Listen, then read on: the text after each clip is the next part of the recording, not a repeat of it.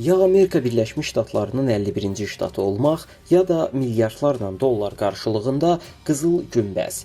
Amerika Birləşmiş Ştatları prezidenti Donald Trump Kanadanı seçim qarşısında qoyub. Mən gözəl Qızıl Günbəz sistemimizin bir hissəsi olmaq istəyən Kanadaya dedim ki, ayrıca ölkə kimi qalsalar, bu onlara 61 milyon dollara başa gələcək.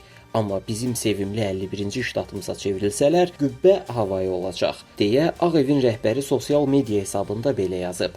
Onun sözlərinə görə Ottawa bu təklifi nəzərdən keçirir. Kanada isə Qızıl Qübbədə iştiraka maraqlıdır, amma müstəqilliyi bahasına deyil. Kanadanın baş naziri Mark Carney'nin Trump'ın təklifinə dərhal reaksiya verib. Kanada satılmır və heç vaxt satılmayacaq.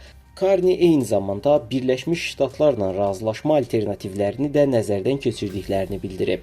Ottawa hazırda Avropa ölkələri ilə ortaq müdafiə layihələri üzərində çalışır. Moskva isə Qızıl Günbəz layihəsini qlobal sabitlik üçün təhlükə hesab edir. Rusiya Xarici İşlər Nazirliyinin rəsmi nümayəndəsi Mariya Zakharova bildirib ki, bu addım strateji sabitliyə zərbə vurur və Vaşinqtonun nüvə balansını pozmaq niyyətini açıq göstərir. Qeyd edək ki, Qızıl Qübbə qanadlı ballistik, hipersəs, o cümlədən nüvə ballistik raketləri, həmçinin pilotsuz uçuş təyyarələri aşkar etmək, izləmək və zərərsizləşdirmək üçün nəzərdə tutulur.